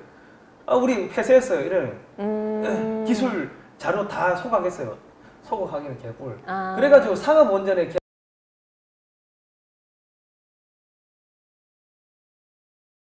개발을 치중해가지고 에너지 수급하는 데만 쓰는데 기술이 발전하니까는 지금은 최고 기술을 가지고 있잖아요. 최고 기술을 갖고 있으니까는 한국이 이 핵을 안 만들어도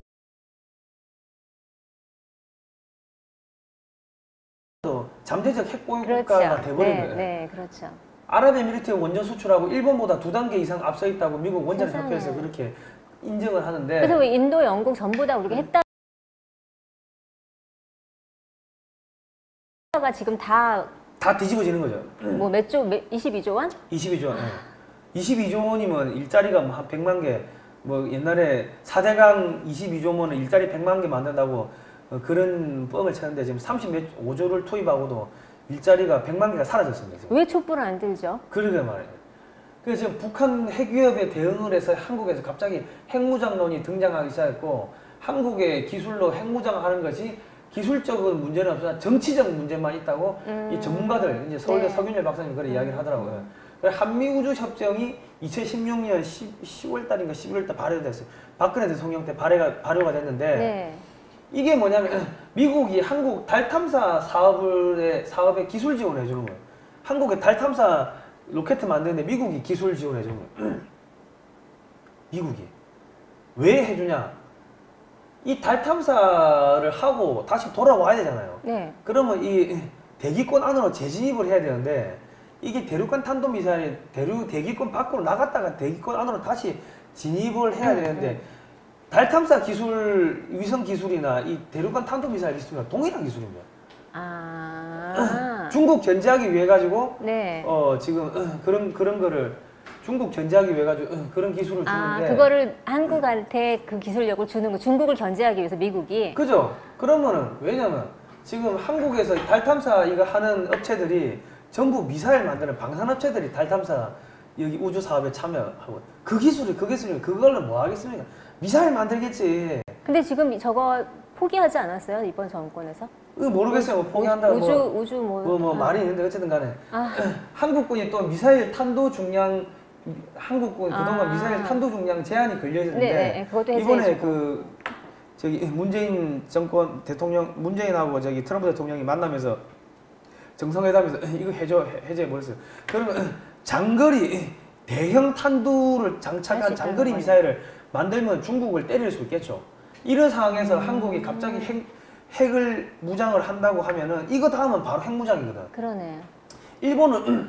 일본은 미국이 철저하게 공격용 그렇죠. 미사일을 못 만들게 네. 통제를 하고 있는데 한국은 만들게 해줬다는 거는 자칫 잘못하면 이거다 하면은 한국이 핵무장하는 것도 미국이 허용해 줄 수가 있고 그렇게 되면 이 미사일에다가 핵탄도 탑재를 하면 한국의 지금 원자력 기술 정도 수준이면은 순식간에 뭐 저기 핵무기 뭐 몇백 개, 몇천 개 만드는 거 일도 아니라고 하더라고요.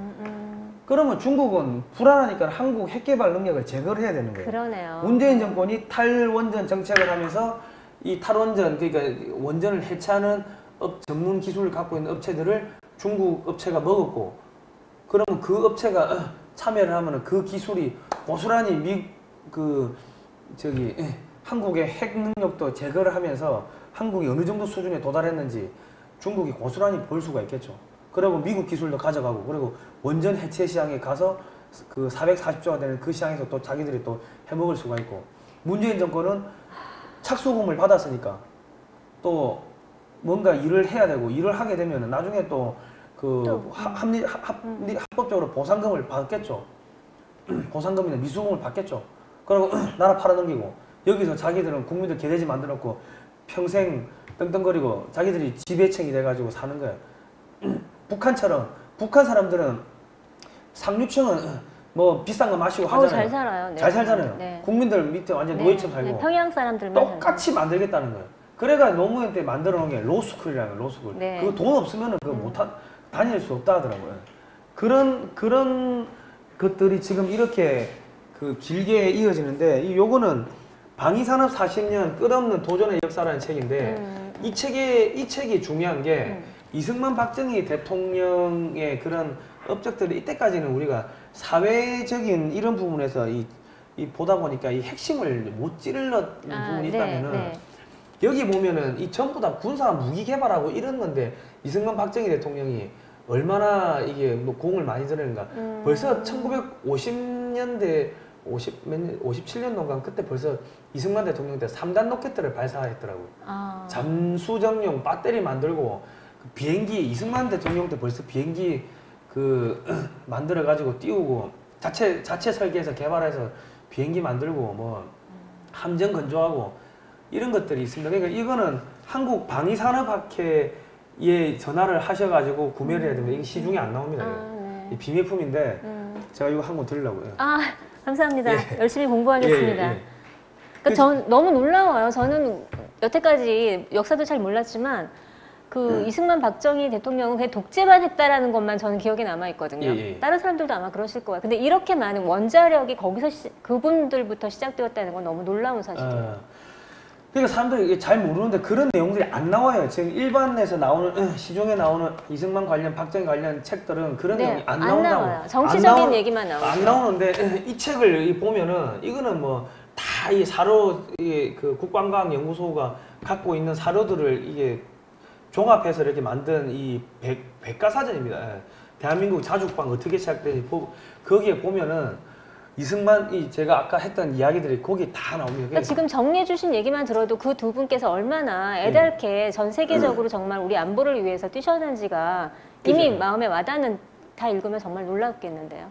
이게 뭐 이게 참 어마어마한데 이승만 대통령 때는 사료가 부족하니까 이게 간략하게만 정리가 돼 있고 이제 많은 분량이 없는데 박정희 정권 때는 원체 이제 자료가 많으니까 이게 내용이 어마어마하게 충실합니다. 이거 보면은 한국이 미사일 개발할 때 미국 뒤통수 엄청나게 쳤더만. 그게 정치고 외교죠. 그게 능력인 거고. 그러니까 그렇죠? 미국이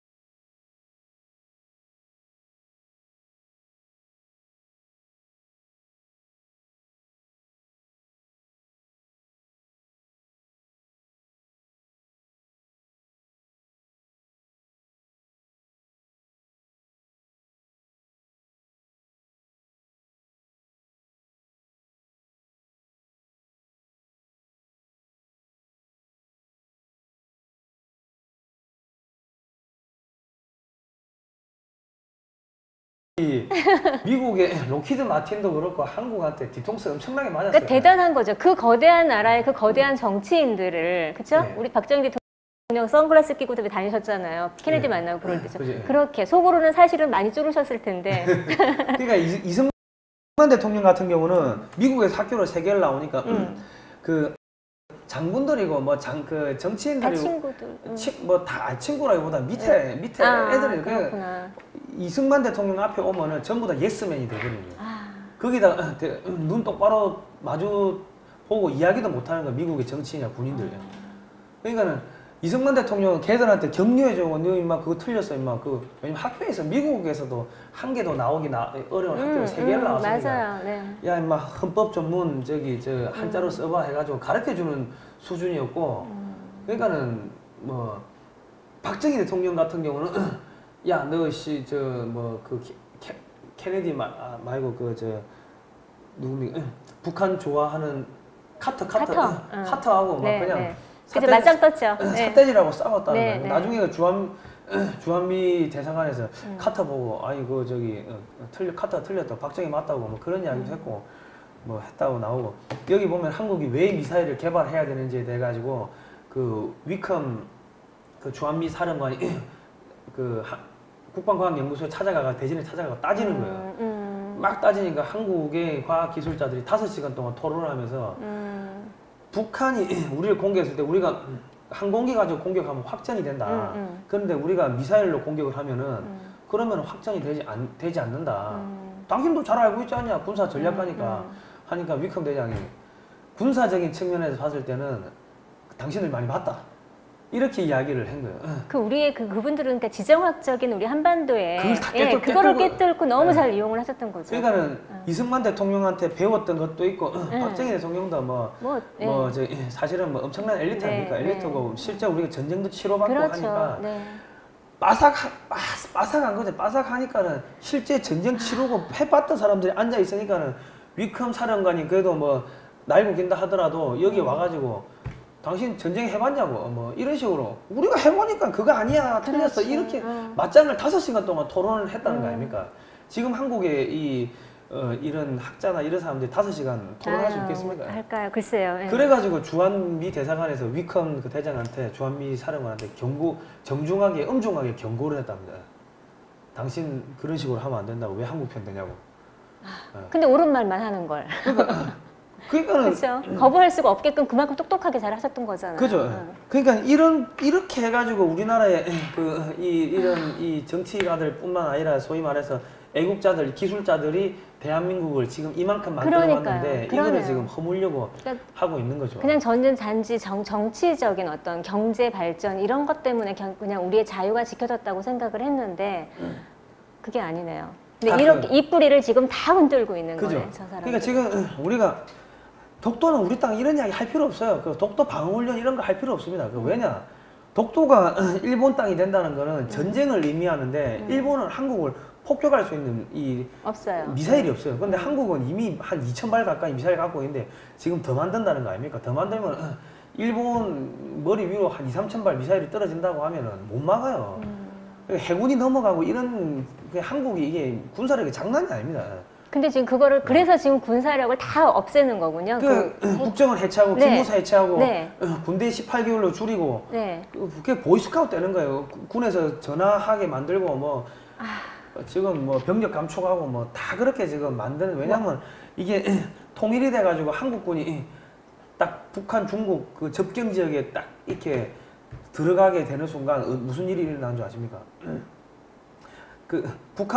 중국은 북한을 보고서 북한이 중국의 육군 역할을 대신했기 때문에 소위 말해서 이 북한의 중국의 육군이 힘 별로 없어요. 그 방어할 수 있는 군사력이 별로 없다고 만주 쪽에. 그런데 한국군이 예를 들어서 이 북한 지역에 들어가고 신의주나 이쪽 압록강, 두만강 쪽에 진을 친다면은 왜냐면 한국군은 지금 한국군 장갑차나 이 전차들은 소위 말해 그 도하 장비 강을 건널 수 있는 장비 없이 그냥 물속으로 들어가 버린다. 그냥 여차하면 그냥 물속으로 밀고 그런 장비들이 한 1,000대가 밀고 올라온다고 생각해 보죠. 만주가 한순간에 넘어가는 겁니다.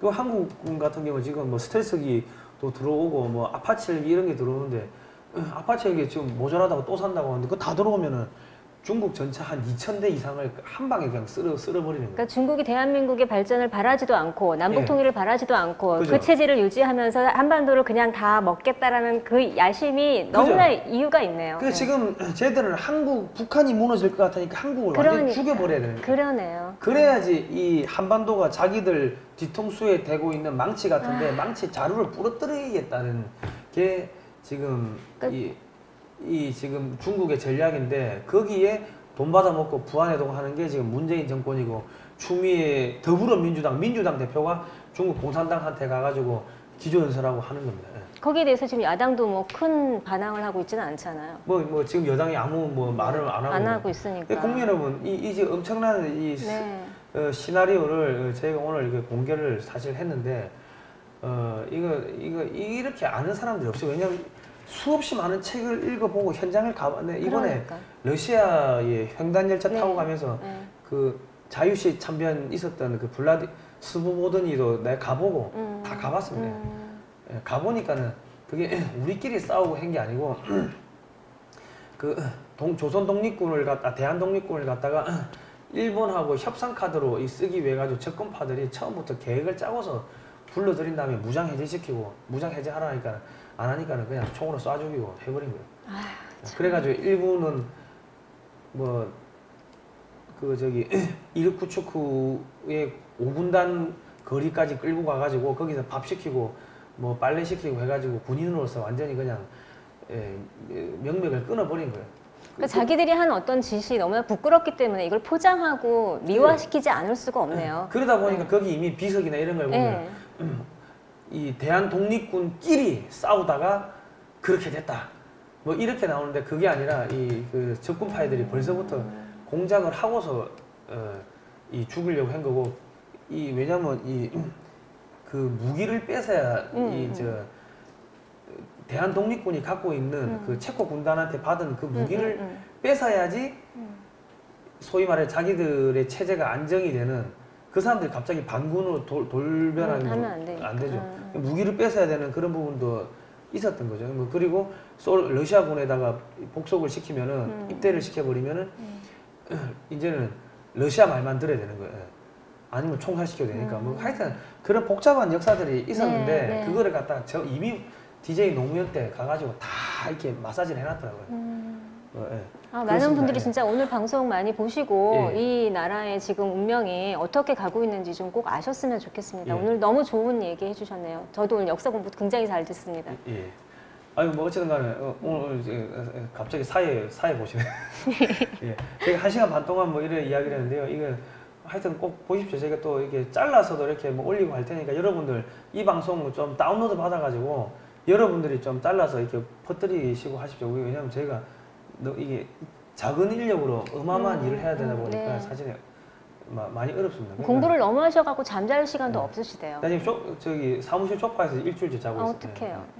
어쨌든 간에 우리 내일이 광복절이고 건국절 아닙니까? 네, 광복절이고 건국절 70주년 기념입니다. 70주년. 광화문에서 뵐 수 있었으면 좋겠습니다. 그래서 저희가 이런 엄청난 이야기를 오늘 꼭 이제 하려고 했던 거예요. 그리고 매주 금요일 2시에는 김규나의 선전포고 문화전쟁. 문화전쟁이 있으니까 매주 금요일 2시입니다. 2시에 꼭 봐주시고요. 그리고 뭐 하여튼 내일 열심히 8.15 광복 광장에서 만나 뵐 수 있기를. 광장에 나가십니까? 네, 나갑니다. 여러분들 뵈러 나갑니다. 어디로 나가십니까? 저는 대한문 쪽으로 가볼까 해요. 대한문 쪽에 가서 하여튼 대한문 쪽 가가지고 그 작가님 만나시면 저기 사인 좀 해달라고 그 대한민국 시계는 거꾸로 간다. 이게 지금 이런 부분들을 다 지금 문화적으로 감성적으로 이렇게 건드린 작품인데요. 그거 좀 책 좀 많이 사가지고 우리가 이론적으로 공부가 돼야 됩니다. 안 그러면 나라 태극기 백날 들어도 소용없습니다. 감사합니다. 책 좀 많이 사시고 요즘에 그 뭐 작가협회에서 욕 많이 먹지 않습니까? 작가협회는 잘 모르겠는데요.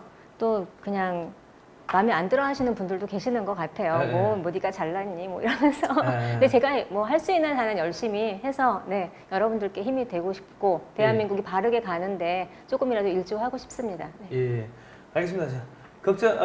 많이 응원해주고 후원해주신 많은 분들께 다시 한번 감사의 말씀드리면서요. 하여튼 제가 대한민국 지키려고 많은 부분들 열심히 공부해가지고 또 방송을 해드리겠습니다. 초대해 주셔서 감사하고요. 예, 또 예. 이렇게 자꾸 홍보해 주셔서 정말 감사드려요. 이게 서로 돕고 살아야 돼요. 지금 상해 임정 사람들은 서로 돈 뜯어먹으려고 총질하다가 이제 다 전멸된 거 아닙니까? 뭐 어쨌든 간에 제가 또